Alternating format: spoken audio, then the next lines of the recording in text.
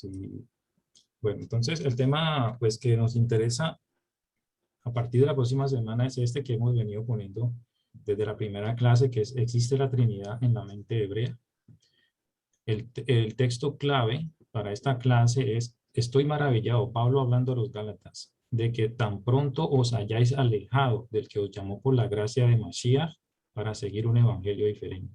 Pablo en ese tiempo también estaba luchando con aquellos que se estaban apartando de la fe, dejando lo que habían conocido a través del Ruach, ¿sí? Cómo habían sido ellos ministrados, y de un momento a otro comenzaron a dejar por falta de bases o porque se dejaron, ¿cómo se dice?, cautivar por otro tipo de enseñanzas. Entonces este tema va a ser importante de que nosotros lo tengamos en cuenta, de que hay muchas cosas por el internet ahora. En ese tiempo no había internet, pero habían maestros y escuelas que estaban enseñando otros tipos de enseñanza, ¿sí?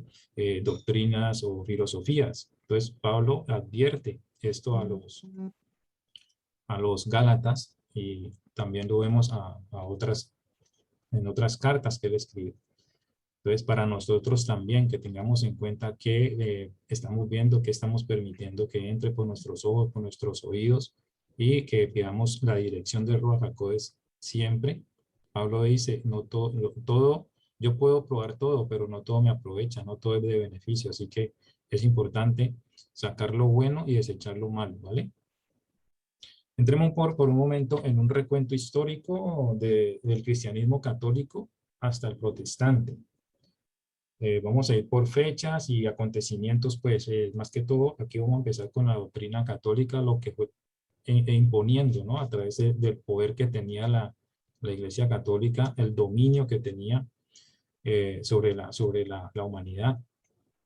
En el 526 se introduce la unción, ministración de los santos óleos. Para aquellos que no saben, los santos óleos, pues es aceite que se ministraba a través de tres maneras, ¿no? El santo crisma, el óleo de los catecúmenos y el óleo de los enfermos. ¿Sí? Eran para las ordenaciones, el crisma, las confirmaciones, bautizos, consagraciones en el altar o del altar. Para los catecúmenos era para ungir a los que se preparan para el bautismo. Para los enfermos, y este es como el más conocido, es que yo me acuerdo que decían, uy, le están aplicando los santos óleos, o sea, ya le daban la idea a uno que esa persona estaba gravemente enferma o que ya se iba a morir, o que estaba en el hospital y que no, que ya fue el cura a hablar allá y que le iban a poner los santos óleos. Esto era la idea que nosotros teníamos, pero se ramifica en tres, sirve para tres cosas, ¿no? Y Santiago 5:14, o sea, de aquí lo saca la Iglesia Católica para añadir, digamos, cosas que están de acuerdo a la palabra, pero que usan de acuerdo a sus propósitos. Santiago 5:14.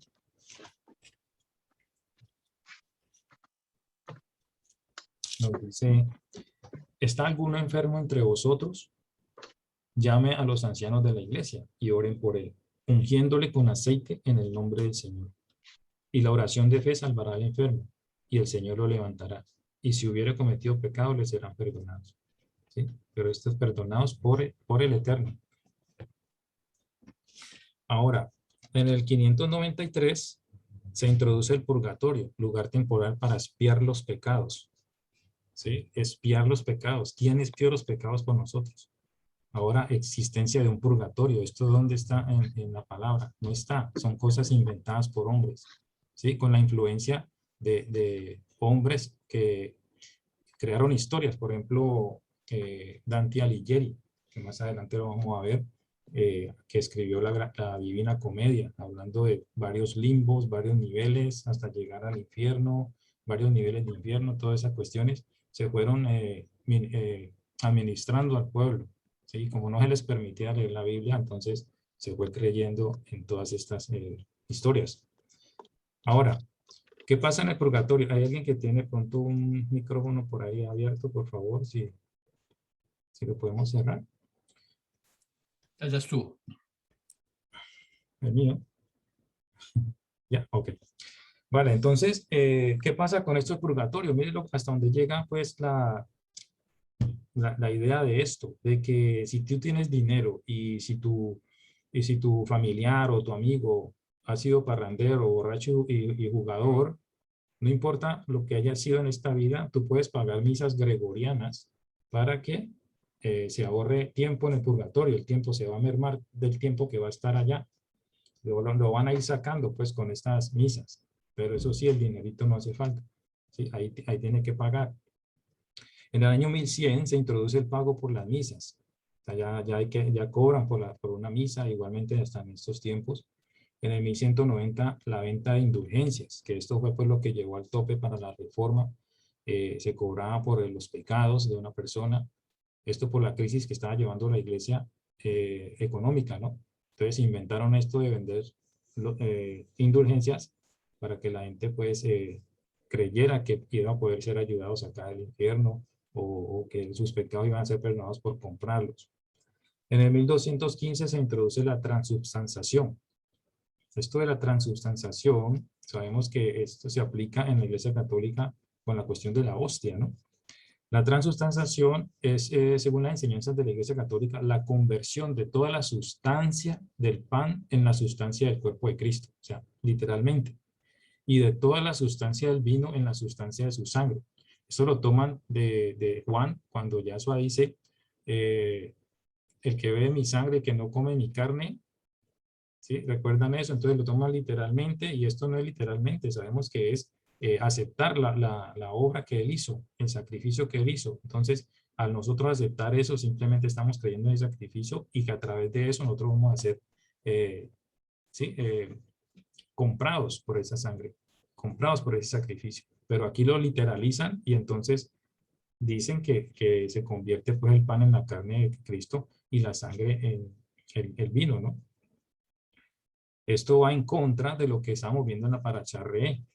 En la Paracharre hace un par de semanas o la anterior, acerca de no comer la sangre de los animales. Eso lo prohíbe el Eterno. O sea, que si esto realmente así, se está cometiendo un sacrilegio para todos aquellos hermanos que están en el catolicismo y están creyendo que eso es así. Entonces están bebiendo la sangre de Mashiach. Y esto es algo que el Eterno prohíbe.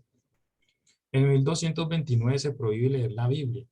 Solo se podía por las autoridades eclesiásticas y si no, se atenía a pena de muerte, condenación al infierno y excomunión. O sea, había un terror, un miedo que se había impuesto a la población, a la gente, para que la Biblia no se pudiera leer, sino a través de las autoridades eclesiásticas. En el 1313 se declara que fuera de Roma no hay salvación. Miren qué atrocidad. Contrario a lo que dice Hechos 4:2. Si ustedes van apuntando las citas, después lo pueden andar analizando, cómo eso fue tergiversando. Solamente a través de la iglesia de Roma había salvación. ¿Esto de dónde acá? Hechos 4:12 dice, y en ningún otro hay salvación, porque no hay otro nombre bajo el cielo dado a los hombres en que podamos ser salvos. Solamente a través del Mesías podemos ser salvos, y a través de la obra perfecta en el madero. Ahora dice Roma y toma la autoridad y dice, simplemente nosotros tenemos la autoridad para dar salvación. En el 1546 se le agregan los libros apócrifos. No sé si ustedes han escuchado acerca de los apócrifos. Son libros que no están en el canon y pues son de origen desconocido o de autores desconocidos. Entonces se sacan del canon de la iglesia, de la Biblia, porque nosotros ahorita manejamos 66 libros y los otros que no se incluyeron, pues no se le da el valor que inspiración de Dios, ¿no? No se les toma como inspirados por Dios, sino como historias o de alguien o un autor desconocido. Entre esos están, y ustedes lo pueden corroborar en la Biblia católica, el libro de Judith, de Tobías, Sabiduría de Salomón, Baruch, Eclesiástico y primero y segundo de Macabeos.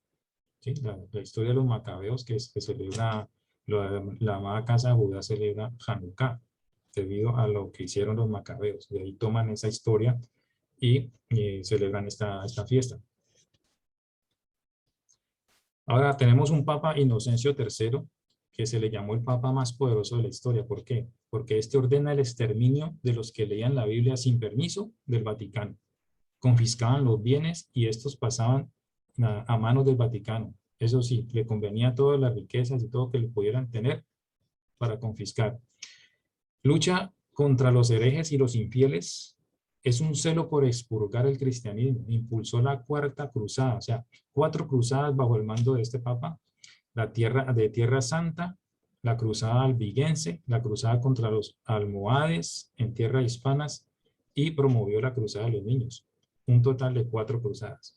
Un papa bastante rígido que pues tuvieron matanzas a través de estas cruzadas.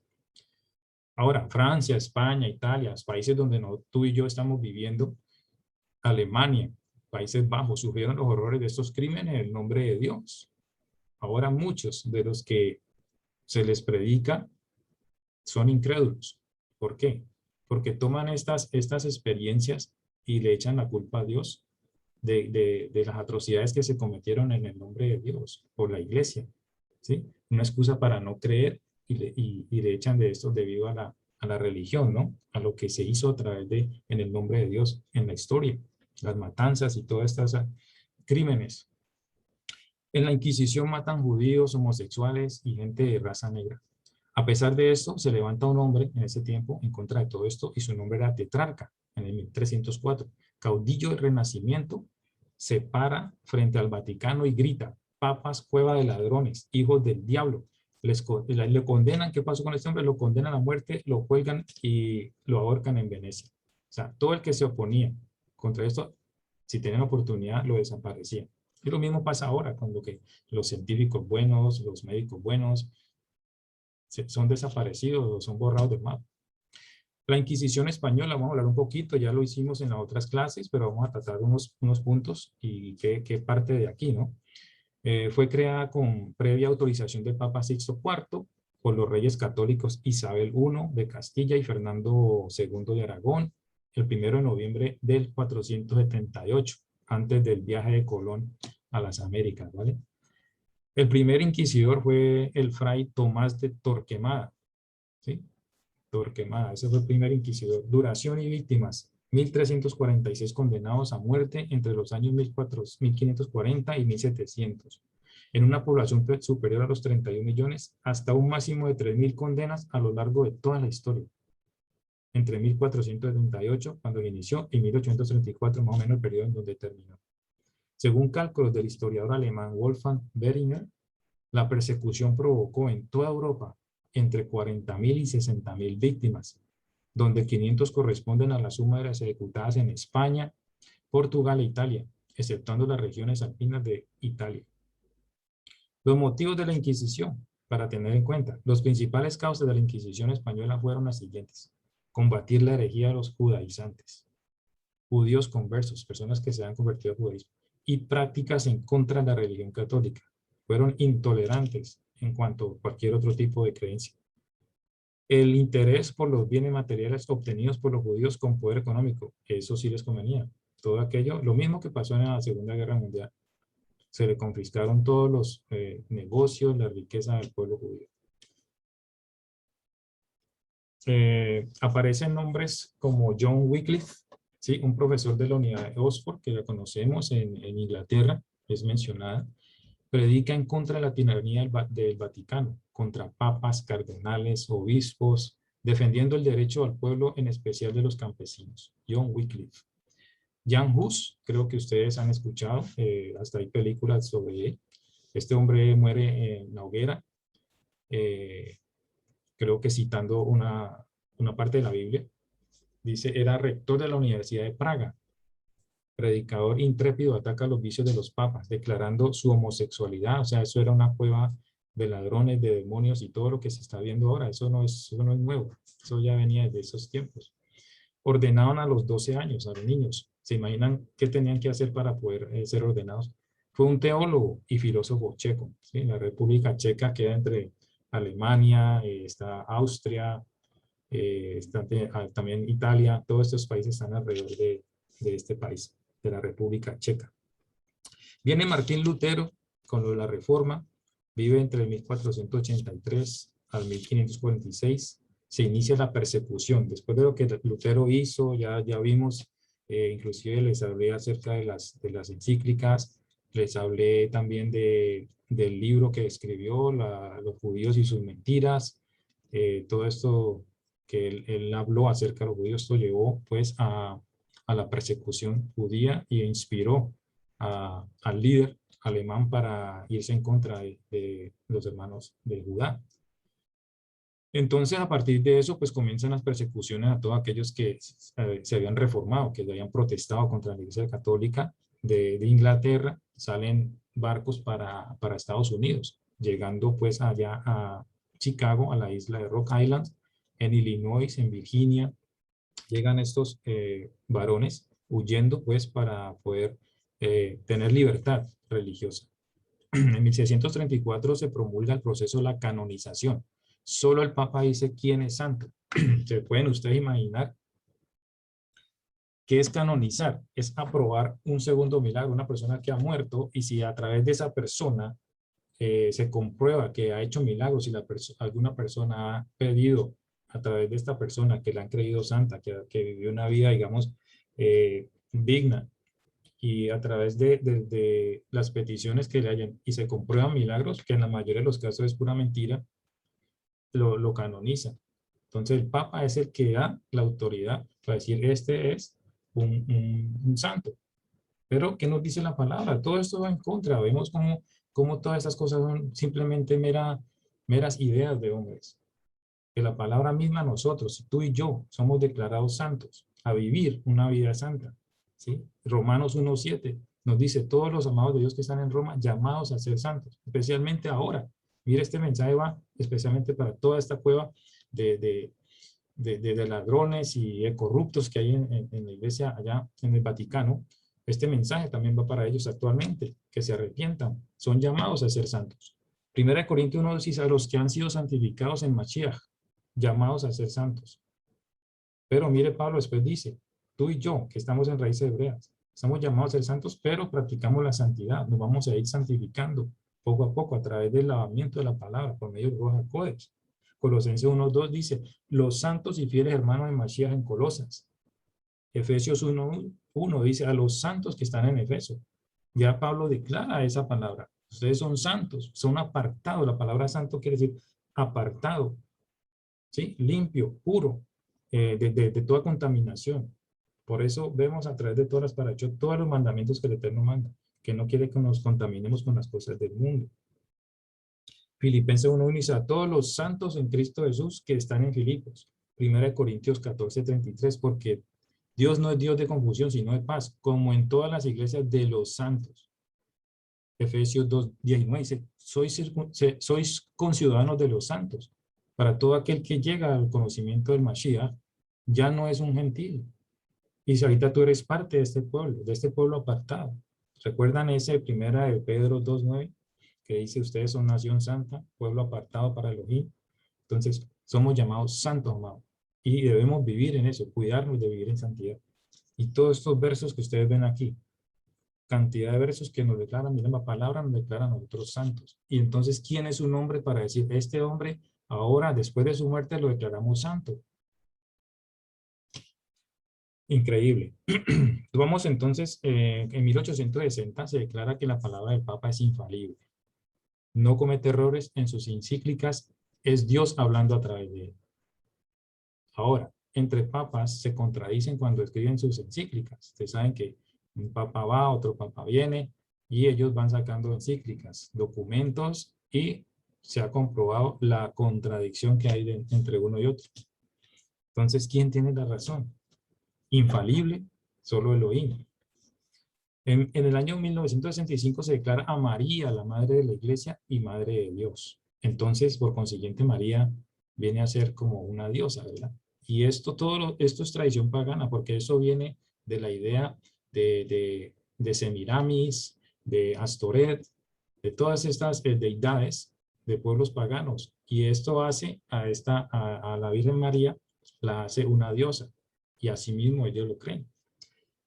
Primera Timoteo 2:5 dice, porque hay un solo Elohim y un solo mediador entre Elohim y los hombres. Y esto está en la Biblia católica también. Y lo pueden los hermanos católicos leer, pero no lo entienden. Rechazan esta verdad. cuando ellos le dan demasiada importancia a la Virgen María, porque eso fue lo que se les impuso, eso fue lo que recibieron. Poniéndola a María, tengo una prima que estuvimos hablando, conversando acerca de las cosas de la fe. Cuando me le metí con la Virgen María, me paró y me dijo, no, si te vas a meter con mi virgencita, no me vuelvas a llamar. Entonces, mire hasta dónde llega ese pensamiento incrustado para defender una falsedad como esta. En el año 2000, Juan Pablo II declara a María redentora junto con Cristo. O sea, ya no es suficiente con el Mashiach. Necesita ayuda. Y también se habla sobre el limbo. Sabemos que todo esto tiene que ver con la fantasía del infierno y de los niveles del infierno. Todo esto por la influencia de las escrituras de este Dante Alighieri.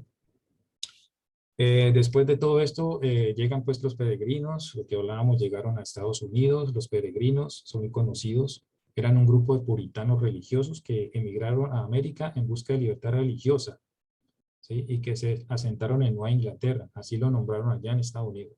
Venían de Inglaterra huyendo pues de la persecución, y hay películas que se han hecho en base a esto, muy antiguas, sobre ese viaje que tuvieron en ese barco que llamó Mayflower.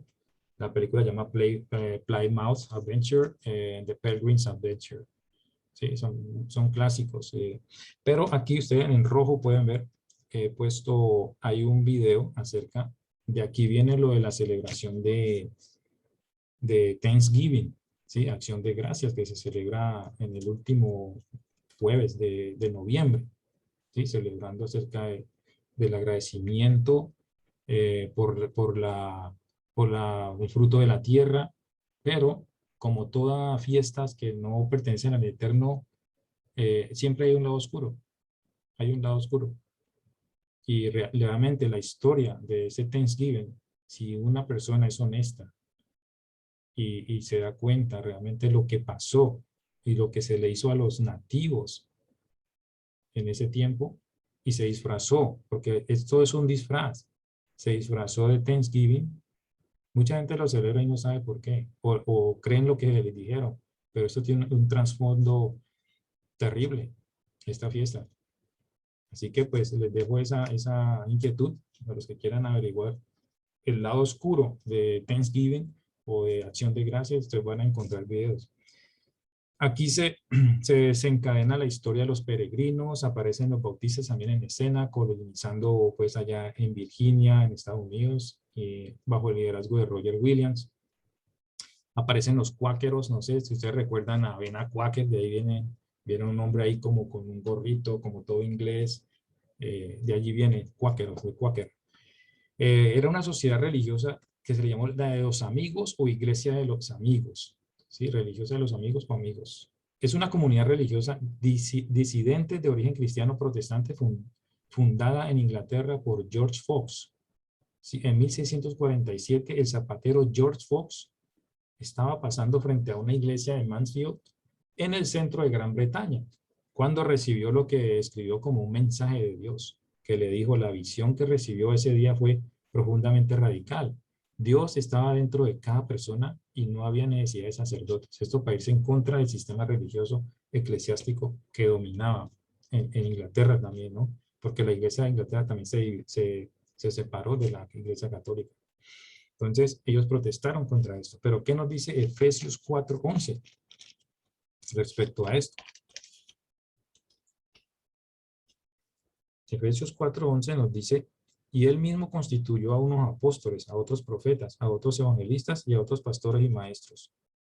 O sea, aquí se enfoca a la cuestión del dominio que había en la Iglesia Católica, pero la sana doctrina nos enseña que dentro de la doctrina el Eterno ha instituido hombres para llevar su mensaje, su palabra, y le ha dado categorías para que enseñen al pueblo, ¿sí? A la congregación. De aquí comienzan las misiones a países de todo el mundo, como China, India, Centroamérica y demás naciones. De Estados Unidos comenzaron a fluir estos misioneros y a llevar la palabra. Más o menos el 65% de las iglesias del mundo fueron patrocinadas y construidas por Estados Unidos.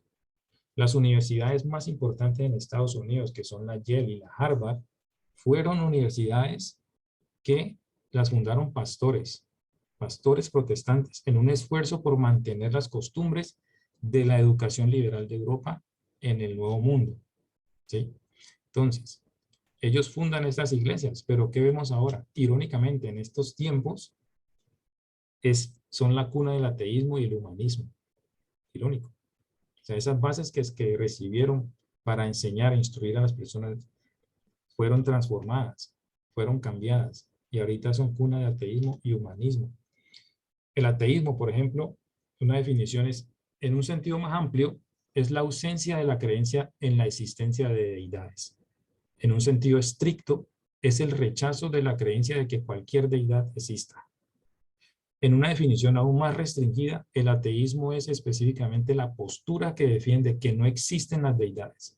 Uno de los más grandes, o de los, bueno, más grandes, de los ateos más reconocidos es Richard Dawkins, tratando siempre de probar de que Dios no existiera.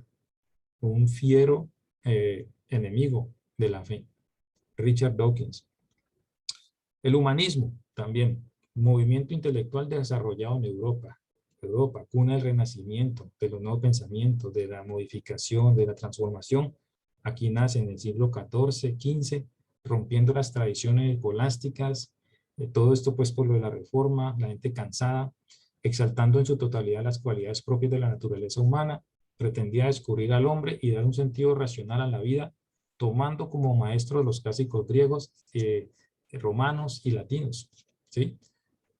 Aquí lo que les decía, de los exponentes de esto y unos influencers, Dante Alighieri, que escribió la Divina Comedia, y Francisco Petrarca, son padres del humanismo. Los hombres del siglo XIX como Charles Darwin, todos lo conocemos por la teoría de ¿qué? De la evolución, ¿verdad? De las especies. Charles Lyell, Thomas Huxley, bueno, son nombres que no se van a quedar en nuestra cabeza por más que las queramos aprender, pero fueron personajes que influyeron en contra o que iban en contra de la fe. Hegel y Marx, que eran digamos, las fuentes de comunismo. Había, sin embargo, una cosa que todos esos hombres tenían en común, un odio a Dios y al cristianismo bíblico. Aún Westcott y Hort negaron la infalibilidad de las escrituras y estaban determinados a eliminar la traducción de los textos receptus de la esfera pública. ¿Qué es un texto receptus? Pues es el nombre por el cual se conoce el texto griego del Nuevo Testamento, editado por Erasmo de Rotterdam e impreso por primera vez en 1516 y luego corregido en 1519, 22, 27 y 1533. Erasmo de Rotterdam era un holandés, un filólogo, filósofo, humanista, sacerdote. Imagínense qué combinación, ¿no? Filósofo, humanista y cristiano, pues, según sacerdote.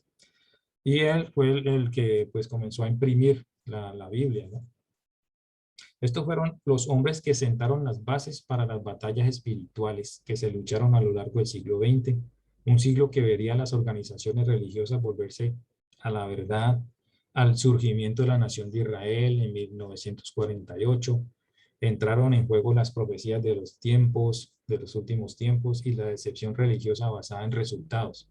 ¿Sí? Esto o sea, comenzó a meterse esta ideología en la creencia, en la fe, de que los resultados eh, daban testimonio de la fe, ¿sí? Se esperaban resultados.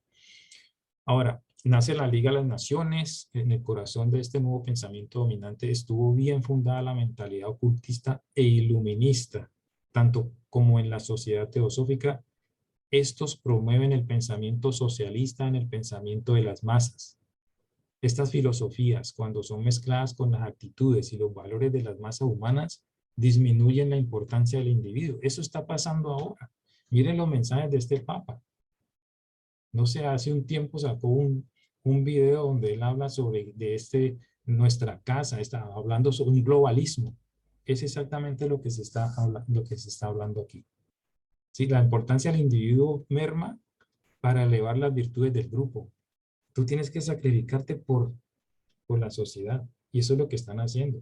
y lo están introduciendo a través de esta pandemia, ¿sí? Y te van a echar la culpa por no vacunarte y te están viendo de otra manera. ¿Por qué? Por el bien de todos, pero al final tú no importas. Tú tienes que sacrificarte por el bien de los más fuertes. Esa idea viene de Darwin, ¿sí? La evolución de las especies, el más fuerte sobrevive. Esa fue la mentalidad de Hitler, ¿sí? Sacar una raza pura, una raza fuerte, donde los débiles no tienen cabida en este mundo. Y eso está pasando ahora. Ahora, Dios ama realmente y le importa al individuo. Y eventualmente la salvación individual se promueve el falso concepto de la fraternidad humana en esta mentalidad de la Liga de las Naciones. Unidad eclesiástica, globalización política y el sacrificio del individualismo con el fin de preservar la especie, llegando al punto del genocidio masivo, genocidios a través de la historia. Esa es la mentalidad que ha traído esto. ¿Sí? De eliminar las mentes débiles y otros elementos indeseables de la sociedad que podrían finalmente convertirse en una amenaza a toda la especie humana. Te hacen parte del grupo, pero si no sirves, no le sirves, te sacan. Esa es la mentalidad, ir eliminando, pero te usan.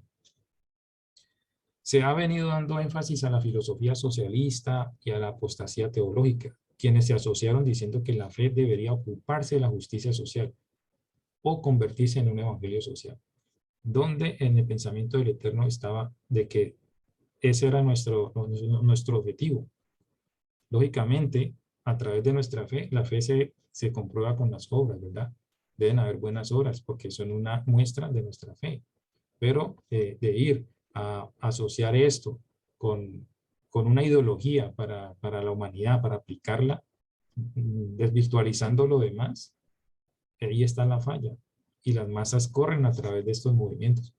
Ahora el mandamiento de ir y predicar se veía frustrado por la misma iglesia, llevando a hombres y mujeres, sacerdotes y monjas a encerrarse en monasterios y conventos toda su vida, viviendo vidas castas y sin procrear. Castas entre comillas, porque lo que se vive allá adentro, testimonios de monjas y sacerdotes.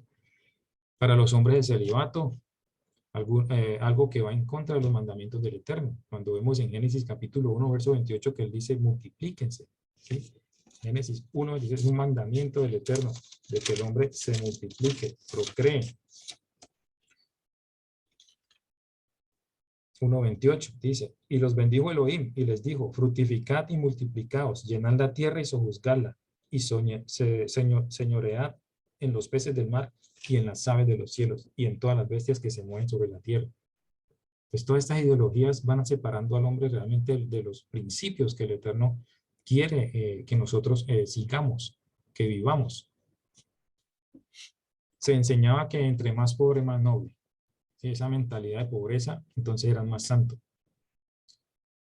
Viene el modernismo. Cuando estas filosofías empezaron a infiltrarse en el cristianismo popular, el modernismo había nacido en Alemania casi 2 siglos antes y rápidamente empezó a infectar las principales denominaciones en los Estados Unidos, como un cáncer incurable. Herejías generadas en el siglo XIX que despreciaron las doctrinas fundamentales de la palabra del Eterno, que les decía ahora. Pues eso va a ir apartando la doctrina, la sana doctrina que habla Santiago en varios versículos bíblicos, que despreciaron las doctrinas fundamentales de la palabra, culminaron en el dogma del modernismo del siglo XX. Viene el fundamentalismo, otra corriente. Es una ortodoxia militante con un celo por alcanzar a las almas. Mientras que los fundamentalistas pueden diferir en ciertas interpretaciones de las escrituras, dicen, nos unimos en la unidad del corazón y propósito común para la defensa de la fe y la predicación del evangelio sin compromiso o división. A menos que un hombre mantenga y defienda la fe de las escrituras y se preocupe por la salvación de los perdidos, no es un verdadero fundamentalista. Ese era el lema para esta corriente. Después viene el nuevo evangelismo.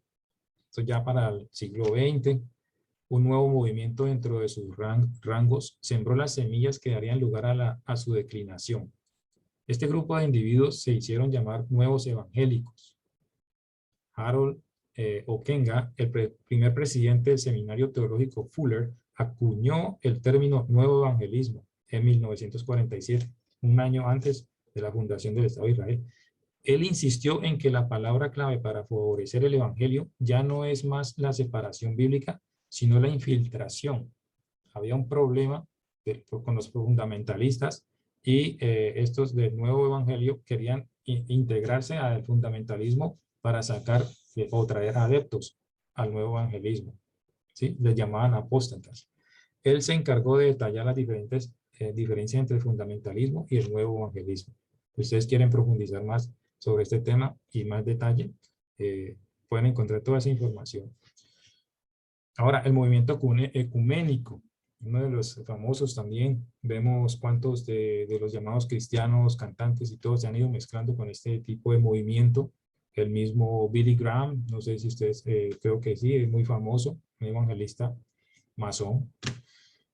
También llevó todo esto en sus prédicas, tratando de infiltrarse y tratar de infestar los otros movimientos, ¿verdad? No predicaba un evangelio sano, sino que su idea era unir todo ese tipo de ideologías, ¿sí? O doctrinas que se habían apartado. Igual hizo la paz con la Iglesia Católica, lo vemos fotos con el Papa, este hombre que recorrió casi todo el mundo, llevando esas grandes predicaciones en estadios, en lugares amplios. Ahora, entonces, esto empezó entre las principales denominaciones protestantes como un impulso para la unidad mundial y la cooperación dentro de las iglesias cristianas. El movimiento ecuménico moderno es claramente antibíblico. Este movimiento empezó como un esfuerzo para unir primero a las denominaciones expandidas para traer a la oveja perdida a las denominaciones. Mire los términos que usan. Y tú y yo ahora sabemos quiénes son esas ovejas perdidas y cuál es el propósito del Eterno haber venido por las ovejas perdidas. Pero aquí no se menciona nada acerca de qué profecía había, por qué razón se buscan las ovejas perdidas, por qué se separaron, nada de eso. Toman términos, pero para fundamentar un movimiento, ¿verdad? Entonces, para traer a los protestantes de vuelta al redil de la iglesia de Roma, que les llamaron los hermanos separados, que fueron los protestantes los que se desligaron en el tiempo de la Reforma. Entonces, la Iglesia Católica crea la Contrarreforma, que es para poder hacer nuevos ajustes a la fe que se profesaba para poder recuperar a todos esos aquellos que se habían, o para evitar que se propagara más el protestantismo. Ahora es para pensar, amados, es para pensar de verdad si debiéramos enviar a nuestros hijos a las grandes universidades y colegios en base a testimonios y en base a lo que se ve, experiencias vívidas, donde muchos después de haber salido de sus hogares creyentes, con una base cristiana, con una base de fe y experimentar una vida sana, ¿sí? O devota a Dios, van a las universidades y se han pervertido de manera descomunal por la influencia recibida y el estilo de vida en los mismos campos estudiantiles. Se ve un desorden. Tiene que tener una base muy fuerte un joven que se va para esos campos a hacer su universidad y de que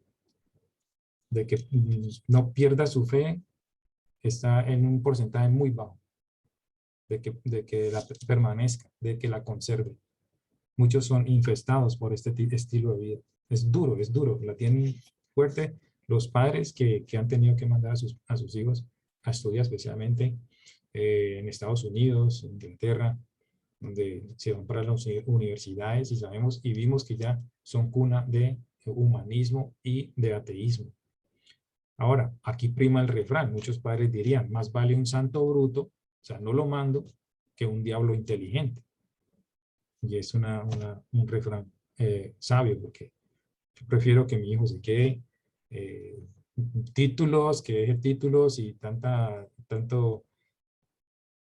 cosa, tanto lujo, tanto estudio, tanta brillantez que lo va a separar, que va a separar su alma de la salvación, a que se alimente de todas estas cosas y se convierta en un diablo inteligente. Ahora, esto dio pie a la apostasía en Estados Unidos a mediados del siglo XX, la mayoría fundamentada en la llamada sana doctrina.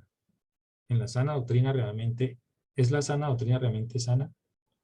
¿O está la sana doctrina enferma actualmente? Primera de Timoteo 4:6. Vamos aquí un momentito. Ahí se habla acerca de la doctrina. Primera de Timoteo 4:6 y verso 16 dice: si esto enseñas, Pablo hablando a Timoteo, a los hermanos, serás buen ministro de Yahshua HaMashiach, nutrido con las palabras de la fe y de la buena doctrina que has seguido. ¿Qué doctrina había seguido Timoteo? No tenían sino la Torá, ¿verdad? La Tanaj, los profetas, la Torá y los escritos. En el verso 16 dice: ten cuidado de ti mismo y de la doctrina, persiste en ello, pues haciendo esto te salvarás a ti mismo y a los que te oyeren. Esto es la sana doctrina, basada en la Tanaj. En el capítulo 6, verso 3, dice: si alguno enseña otra cosa y no se conforma a las sanas palabras de nuestro Señor Jesucristo y a la doctrina que es conforme a la piedad, está envanecido, no sabe nada, y delira acerca de las cuestiones y contiendas de palabras, de las cuales nacen envidias, pleitos, blasfemias, malas sospechas, disputas necias de hombres corruptos de entendimiento y privados de la verdad, que toman la piedad como fuente de ganancia. Apártate de los tales. Mire las enseñanzas de Pablo y las recomendaciones para un siervo, para ti, para mí, de cuidarnos, de cuidar lo que hemos recibido.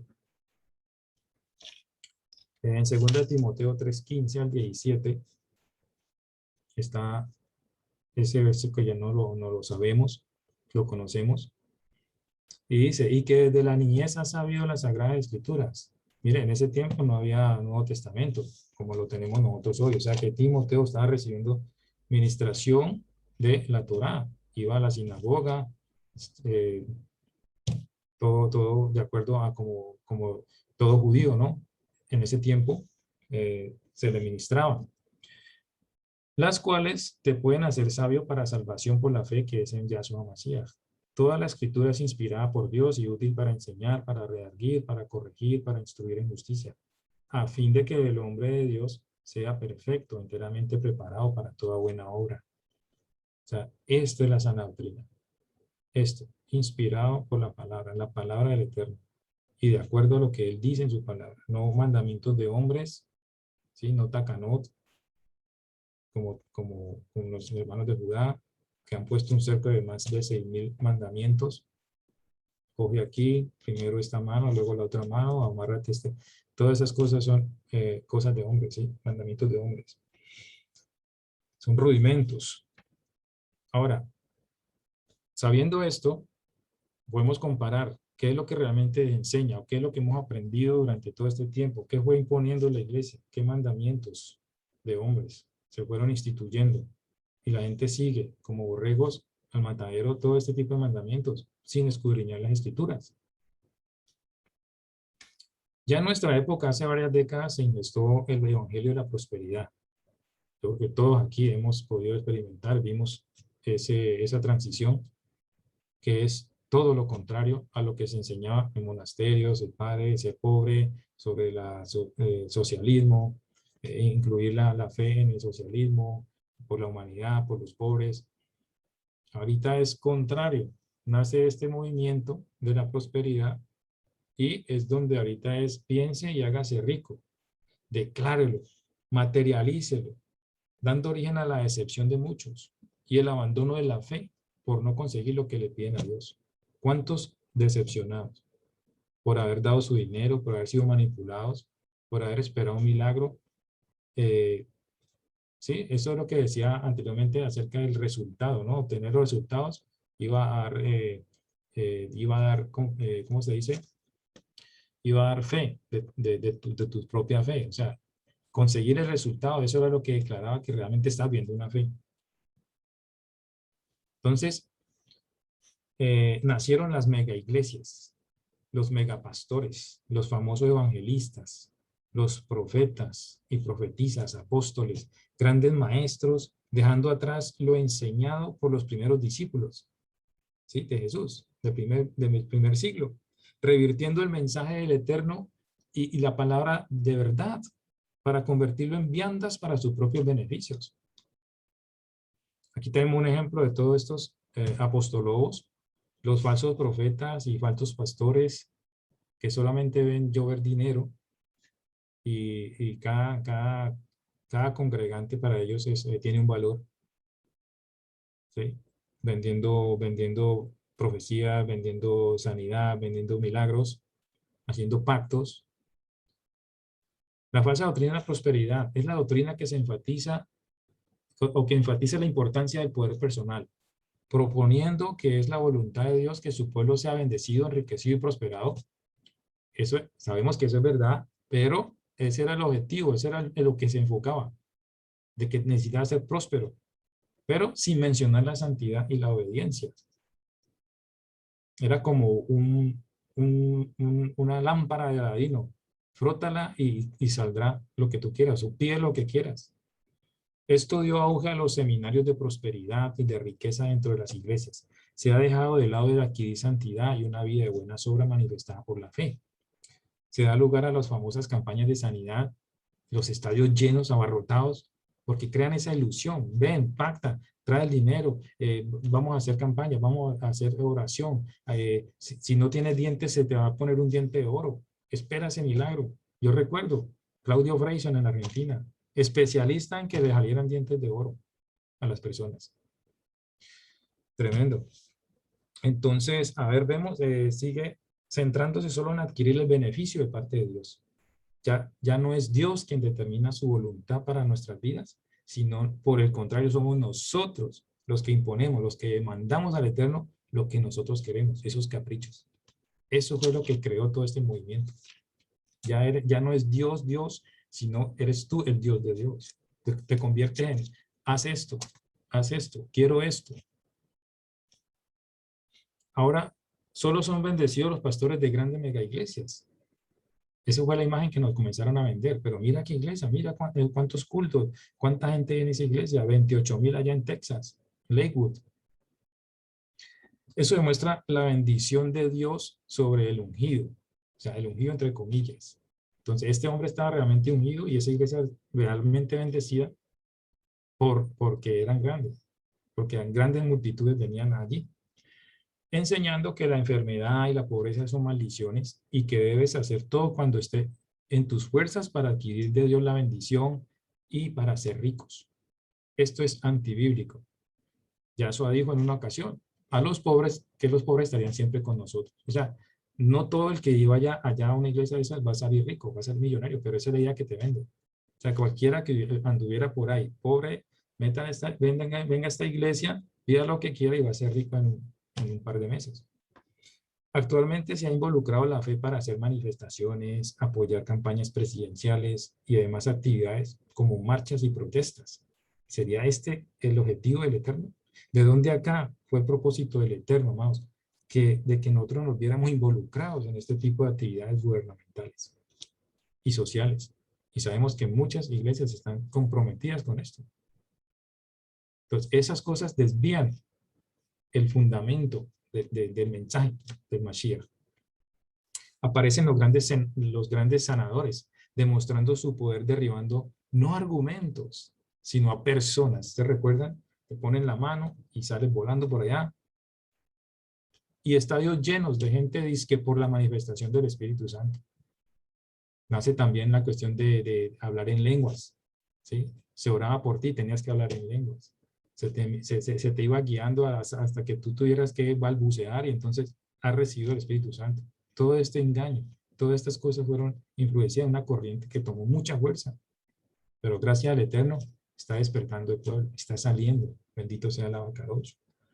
Ejemplo de esto tenemos a Benny Hinn. Sé que todos aquí conocen a Benny Hinn, que escribió un libro que se llama Buenos días, Espíritu Santo. Y a T.B. Joshua, que acaba de fallecer hace un par de meses, con congregaciones inmensas, cruzadas de milagros, donde se ha demostrado que es pura mentira, gente decepcionada, triste. No se les permitió a las personas que realmente tenían un problema de salud que subieran al escenario. ¿Por qué? Manipulación, ¿verdad?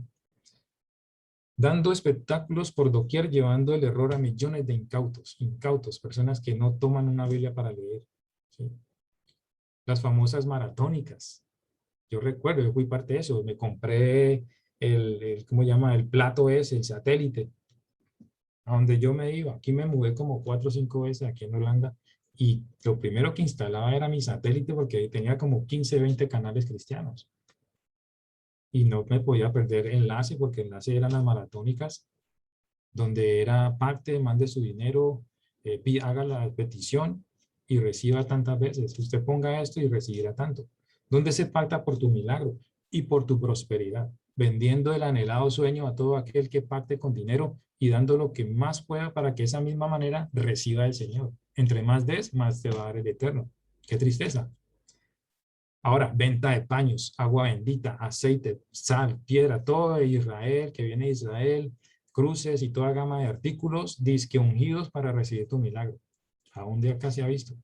Sacando de esta manera millones de dólares y así llenando el vientre de estos falsos maestros, quienes debido a estas actividades se han aperado de mansiones, lujosos autos, aviones particulares y viviendo en lujosas mansiones.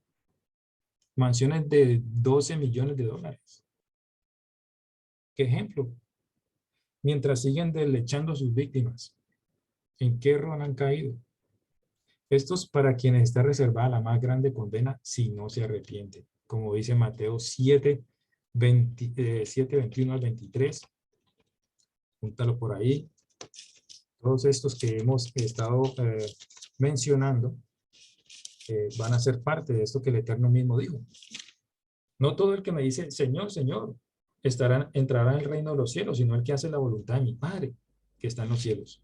Muchos me dirán en aquel día, Señor, Señor, ¿no profetizamos en tu nombre? Aquí están los profetas, los grandes profetas, en tu nombre, y en tu nombre echamos fuera demonios, ¿sí? Liberación, todo eso que se ve, gente arrastrándose, tirando, dando vueltas, dando bocanadas, que porque están haciendo liberación. Estos van a estar diciendo, nosotros profetizamos y echamos fuera demonios. Y en tu nombre hicimos muchos milagros. Hicimos muchos milagros. ¿Qué va a decir el Eterno? Les declararé, nunca los conocí, nunca los conocí. Apartados de mí, hacedores de maldad, quebrantadores de la Torá, porque no le enseñaron al pueblo la Torá, la obediencia. Ese es el rechazo que van a recibir si no se arrepienten. Pero habrá, porque aquí dice el Eterno, esto va a ser realidad y muchos se van a quedar afuera. ¿Por qué? Porque ahorita están gozando, están en sus deleites, manipulando a la gente, sacando dinero, viviendo vidas, ¿cómo es tu mejor vida ahora? Sacando libros de motivación personal para alcanzar cosas. Triste. Entonces, se infiltra el misticismo también en los años 70, como el carismatismo, pentecostalismo, queriendo experimentar el Espíritu Santo a través de risas, caídas, revolcadas, lo que decía ahora, danzas, gritos, éxtasis, convulsiones, además de tan aceptado kundalinismo, que lo mencionó el pastor Higuita hace como una semana o dos, acerca del kundalinismo. Kundalinismo, según los especialistas en la cultura hinduista, ¿sí? El Kundalini es una energía o fuerza primordial. Mira, de dónde han traído para injertarlo en ese sistema espiritual de la India, de todas estas deidades. Dice, es una fuerza primordial que se encuentra adormecida en la base de nuestra columna vertebral, fuego, y constituye el primer chakra, una energía que se identifica con la creatividad latente en cada individuo y suele representarse como una serpiente enroscada. Más claro no canta un gallo, claro como el agua, la serpiente, siempre metiéndose ahí. Entonces, ¿qué vemos en estas manifestaciones?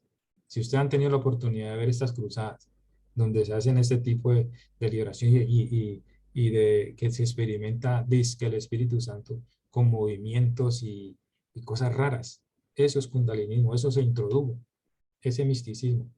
Por ejemplo, aquí vemos pastores tirados en el piso, gente riéndose como loca, el otro con el saco, tirando gente por el piso, por la unción, por el poder. Todo esto tiene que ver con brujería. Toda esta gente tuvo que haber hecho pacto no con Dios, sino con el diablo. Mire, gente riéndose y no podían parar. Bueno, conclusión, nomás para no alargar más este tema bastante interesante, espero. La gran apostasía sería entonces, según estos movimientos, la introducción en la iglesia de influencias no cristianas, particularmente debido al rápido crecimiento del cristianismo y a la lejanía de muchas iglesias de su centro de origen durante los primeros siglos después de Mashiach. El siglo XIX fue testigo de la colocación de la base de los acontecimientos de las 6 primeras décadas del siglo XX. En 1965 el escenario parecía estar listo para que la alianza entre pastores y católicos formara la única iglesia mundial. Los fundamentalistas en este momento no solo se envolvieron en la batalla contra la alianza católicos modernistas, sino que también enfrentaron el engaño del nuevo evangelio basado en los resultados, lo que decíamos, ahora se espera resultado. Eso es lo que va a demostrar la verdadera fe. Si existen estas cosas, entonces eso es una sana doctrina. Eso es lo que nos quieren estar diciendo, ¿no? Con los fundamentalistas envueltos en la batalla contra dos frentes, la mega iglesia parece estar posicionada para finalizar la amenaza de la fragmentación del fundamentalismo. Las mega iglesias, este movimiento que está creciendo, que ha ido creciendo en las últimas décadas. Sin embargo, Elohim, Dios tenía otros planes para el ser humano. Baruch Hashem. Y los eventos mundiales tomarán otro rumbo, aleluya, para dar un golpe importante al corazón de estos movimientos y doctrinas. ¿No te alegras por eso, amado? Esto es, el movimiento de las raíces hebreas, el tiempo de la restauración de las 12 tribus, el llamado y el cumplimiento de las profecías para Efraín en los últimos tiempos. Génesis 49, 19, profecía para Efraín. Y, aleluya, ¿no te llenas de gozo? Tremendo. El Eterno tenía una cartica guardada por ahí. Y gracias al Eterno que la hemos podido descubrir, que nos ha llamado por su infinita raje. Y tú y yo estamos haciendo parte de eso ahora. 49:19 dice, mas su padre no quiso. Esto fue cuando la bendición, ¿sí?, de Jacob a Efraín y Manasés. Le dice, y le dijo, lo sé, hijo mío, lo sé. También él vendrá a ser un pueblo, esto para Manasés, y será también engrandecido. Pero su hermano menor, Efraín, será más grande que él, aleluya, y su descendencia formará multitud de naciones. Ese eres tú y ese soy yo. Aleluya. Deuteronomio 33:17. Esto lo leemos en Rosh Hodesah, ¿no? Acuérdense, estas escrituras, las profecías. 33:17b dice, con ellas acorneará pueblos juntos. Perdón, 33:17 estoy leyendo. 33. Bueno, Gustavo, de pronto el Génesis 49:19 también no está correcto. No leemos lo que tú dijiste.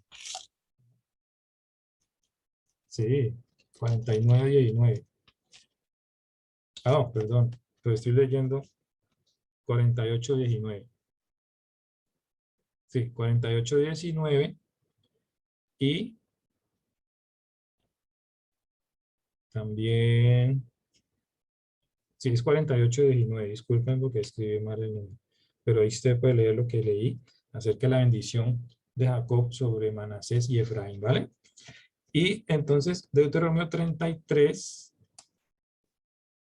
dice, ellos son los 10 millares de Efraín y ellos son los millares de Manasés. O sea, la multiplicación de Efraín es inmensa, es grande lo que está sucediendo ahora. Esa profecía para este tiempo. Y el 26 al 29 nos dice, no hay como el Elohim de Jesurún. Recuerdan que cuando estamos en Rosh Hodesah leemos primero, hacemos oración por Israel, por Judá, por casa de Judá, luego por la casa de Israel y luego por todas las tribus juntas, que es Jesurún. No hay como el Elohim de Jesurún, quien cabalga sobre los cielos para tu ayuda y sobre las nubes con grandeza. El eterno Elohim es su refugio y acá abajo los brazos eternos, él echó de delante de ti al enemigo y dijo, destruye. E Israel habitará confiado, la fuente de Jacob habitará sola en tierra de grano y vino, también sus cielos destilarán rocío.